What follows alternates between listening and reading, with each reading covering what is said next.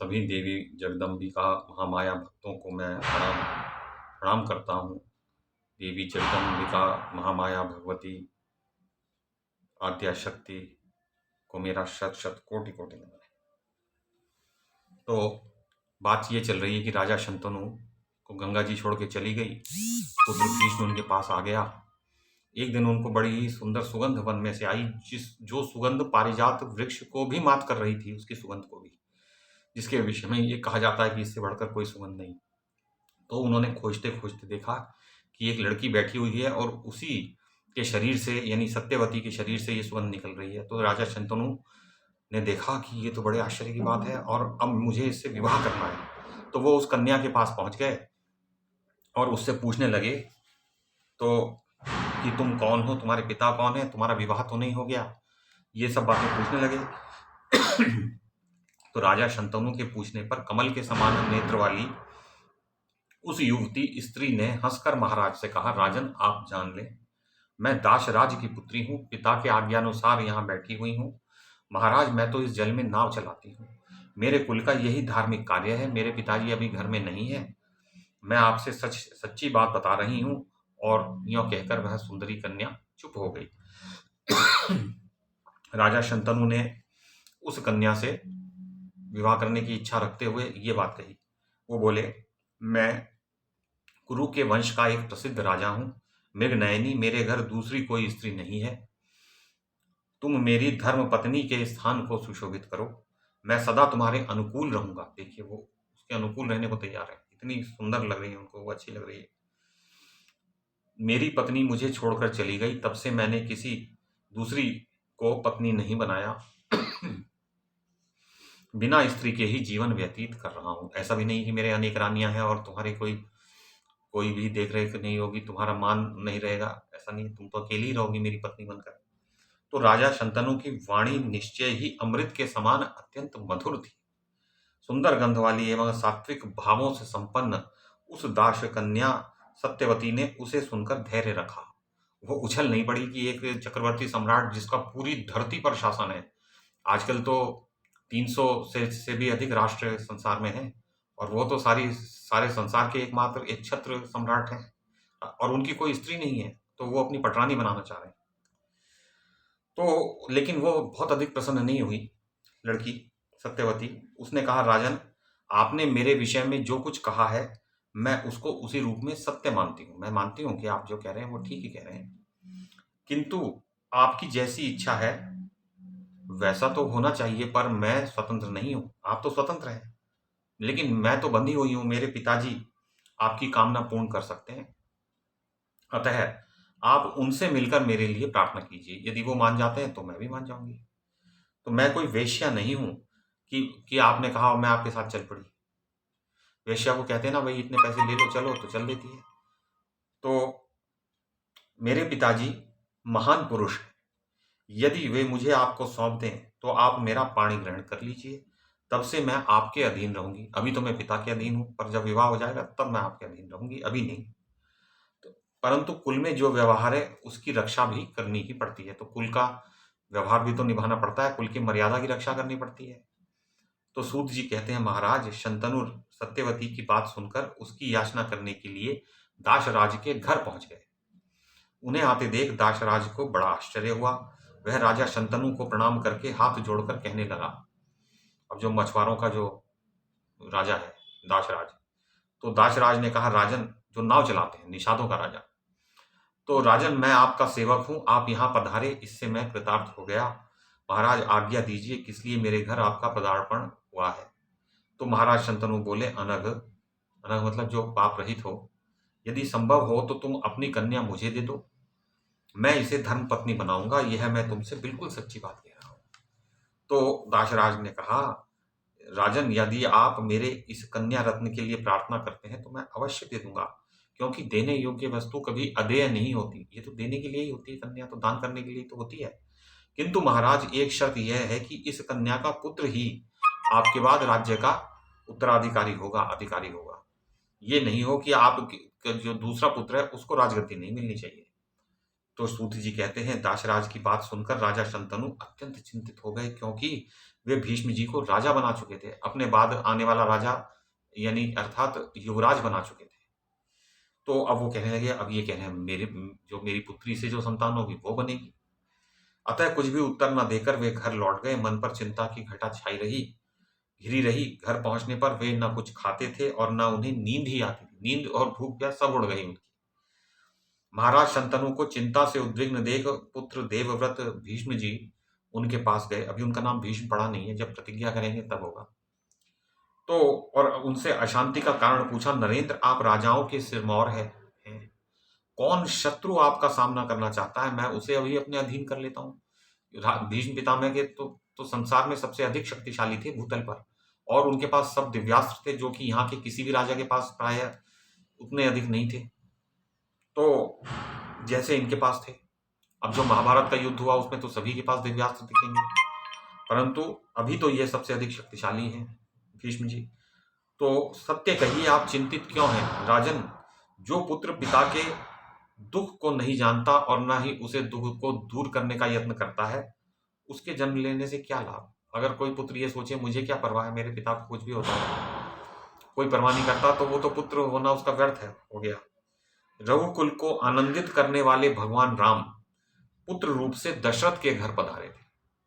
तो पिता की आज्ञा से, देखिए वो भगवान स्वयं नारायण जो है, आदि नारायण स्वयं मानव वेश में आए और अपने पिता की आज्ञा से राज्य का परित्याग करके वे वन में चले गए। सोचिए आप, जो वो भी सम्राट हैं, अयोध्या के राजा थे और पूरी धरती उनके अधीन, और ये नहीं कि उनके मन में कोई लोभ हो रामचंद्र जी के मन में, तो वो अपने पिता की आज्ञा का पालन करने के लिए वन में चले गए कि पिता की जो वरदान है वो सफल हो जाए, नहीं तो पिता के ऊपर ऋण चढ़ जाएगा। तो ऋण उतारने के लिए पितृ ऋण उन्होंने इस तरह भी उतारा। एक पितृ ऋण होता है कि जब हम पुत्र उत्पन्न करते हैं तो पितृ ऋण उतरता है। एक ये कि पिता के ऊपर कोई वैसा प्रतिज्ञा का जो ऋण है या धन का ऋण है उसे उतार दें, तो उन्होंने वही किया। सीता और लक्ष्मण के साथ चित्रकूट पर्वत पर वास किया। राजन, उनके भी जो पूर्वज थे राजा राम के, राजा हरिश्चंद्र, जिनकी कथा प्रसिद्ध है राजा हरिश्चंद्र की, कि का लड़का रोहित जो था, तो वो अपने पिता के इच्छानुसार बिक गया, क्योंकि उसके पिता को जो विश्वामित्र ऋषि ने स्वप्न में कहा कि मुझे अपनी ये पूरे साम्राज्य दान कर दो। उन्होंने पूरी पृथ्वी दान कर दी, वो भी सम्राट थे। तो स्वप्न में कहा और अगले दिन आके उन्होंने राज्य ले लिया। तो अब उन्होंने कहा पैसे भी दो। अब वो धन नहीं था तो उन्होंने स्वयं को बेचा, अपने पुत्र को बेच दिया। तो वो पुत्र ने मना नहीं किया, ना स्त्री ने मना किया जो उनकी रानी थी। देखिए एक छत्र सम्राट की जो स्त्री और जो राजकुमार है उनका भाव देखिए आप, कि वो जो पिता कह रहे हैं वही कर रहे हैं। वो सोचिए, ऐसा व्यवहार तो हमें कहीं देखने को मिल जाए तो भाई उसके चरणों में हम गिर जाएं। ब्राह्मण के घर उस लड़के रोहित ने सेवावृत्ति स्वीकार कर ली। तो महाराज ये शरीर आपका है। तो ऐसा है कि भीष्म पितामह बोले कि पिताजी, ये शरीर जो मेरा है ये आप ही का तो है, आप ही ने तो इस शरीर को उत्पन्न किया है। अब आप तो मैं भी ऐसा ही करना चाहता हूं जैसा उन लोगों ने किया। तो मैं कौन सा कार्य करूं? क्या मैं अकुशल हूं? मुझे मुझे बताइए कि मुझे क्या करना है। मेरे जीवित रहते हुए आपको कोई चिंता करनी ही नहीं चाहिए। आपको चिंतित होने की क्या आवश्यकता जब मैं जीवित हूं? देखिए ऐसी बात भीष्म पितामह ने की। देखो, क्योंकि जो काम असाध्य है उसे भी मैं करने को तैयार हूं। जो कोई नहीं कर सकता वो काम मैं करने को तैयार हूं। देखिए कितनी बड़ी बात है साहब, मान गए। राजन, व्यक्त कीजिए आपको कौन सी चिंता सता रही है। मैं अभी धनुष लेकर उसे दमन कर देता हूं। यदि उस कार्य में मेरी मृत्यु हो गई तो मेरा जन्म सार्थक हो जाएगा, और यदि मैं सफल प्रयास हुआ तो आपकी अभिलाषा पूर्ण हो जाएगी। मेरा जीवन भी चला गया तो भी कोई मुझे दुख नहीं होगा उसका, मेरा जन्म सफल हो जाएगा। तो उस पुत्र को दोनों ही तरह से मुझे लाभ है। उस पुत्र को धिक्कार है जो समर्थ होते हुए भी पिता के मनोरथ को पूर्ण करने के लिए उद्यत नहीं होता। जो पिता की चिंता को दूर नहीं कर सकता, उस पुत्र के जन्म से क्या प्रयोजन है? धिक तंग सुतंग यह पुतरीप सितार्थंग क्षमो विसन्न प्रतिपादयेत यह जातेन किंग तेन सुतेन कामंग पितुर्न चिंतांग ही समुद्धरेत यह। 2:5-44। तो महाभारत ग्रंथ में ये संस्कृत में दिया हुआ है। जो संस्कृत में जो महाभारत आई है तो उसमें तो खैर है ये सब। तो सूत जी कहते हैं राजा शंतनु बड़े लज्जित थे। बोले कि देखो ये मेरा पुत्र बेचारा कितना सीधा सच्चा है।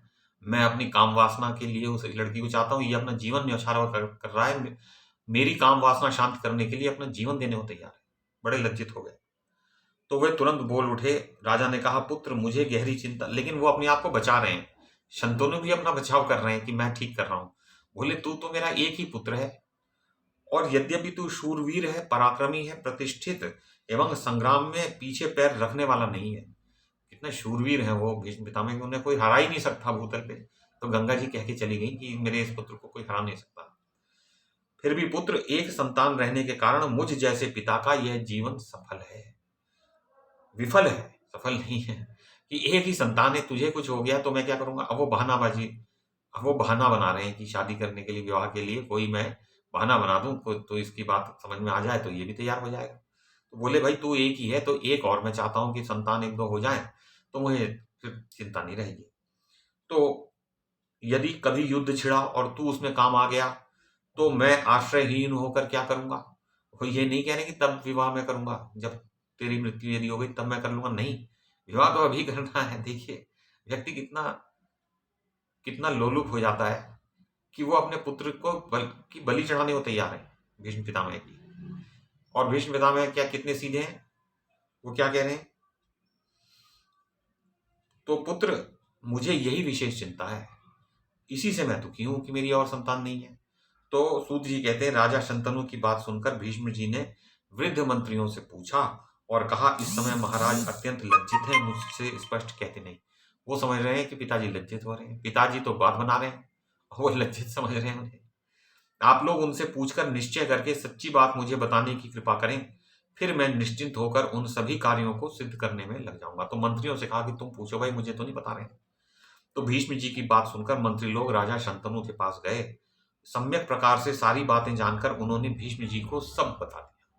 उन्होंने कहा भाई ऐसी बात है, देखो कि उस लड़की ने ये कहा है, मेरे पिताजी से पूछो, पिताजी कह रहे हैं मेरी लड़की का लड़का ही राज्य संभालेगा, वही राजा बनेगा, चक्रवर्ती सम्राट। ये तुम्हारा जो भीष्म है इसको इसको अलग हटाओ, इसको एक तरफ कर दो, इसको नहीं बनाना है। तो भीष्म जी पिता का अभिप्राय जानकर उसी क्षण उन मंत्रियों को लेकर दासराज के घर गए और अत्यंत नम्र होकर प्रेम पूर्वक कहने लगे। बहुत विनम्रता से उन्होंने बात की, वो चाहते थे कि ये मान जाए दासराज। भीष्म जी बोले परंतप तुम अपनी सौभाग्यवती पुत्री मेरे पिता के लिए दे दो, ये तदर्थ मैं तुमसे प्रार्थना करता हूं तुम्हारी यह कन्या मेरी माता बन जाए, मैं इसका सेवक हूं। वो कह रहा है उस नाव चलाने वाले से कि मैं तुम्हारी इस बेटी का सेवक हूं, जो चक्रवर्ती सम्राट का जो बेटा है, युवराज जो सम्राट बनेगा वो। लेकिन वो बने नहीं सम्राट, वो तो एक अलग बात है। दासराज ने कहा महाभाग तुम राजकुमार हो, इसे स्वीकार करो, तुम इसे स्वीकार करो और अपनी पत्नी बनाओ। बोले उस बूढ़े से क्यों, सब तुम अपने पिता से क्यों विवाह ना चाह रहे हो। तो अरे तुम करो ना विवाह, तुम जब अपने पिता के बाद तुम गद्दी पे बैठोगे तो ये रानी हो जाएगी और इसकी संतान और तुम्हारी संतान होगी, दोनों की मिली जुली संतान बनेगी फिर सम्राट। तो तुम क्यों अपने पिता से विवाह कराना चाह रहे हो। दासराज ने बात भी ठीक की। तो क्योंकि यह निश्चय है कि तुम्हारे रहते हुए इसका पुत्र राजा नहीं बन सकेगा। बोले कि अगर तुम रहोगे और इसका पुत्र उनसे हुआ तुम्हारे पिता से तो वो राजा नहीं बनेगा, तुम बनोगे। भीष्म जी बोले आप दासराज की यह कुमारी मेरी माता है, मैं राज्य करना ही नहीं चाहता। देखिए कितने पवित्र उनके विचार हैं, उन्हें राज्य का लोभ नहीं है, पिता को वो प्रसन्न करना चाहते हैं।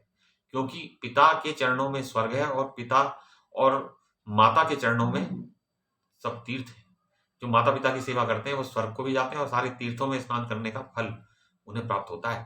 तो वो अपने पिता को संतुष्ट कर रहे हैं और माता तो संतुष्ट है ही गंगा जी उनसे, भीष्म पितामह से।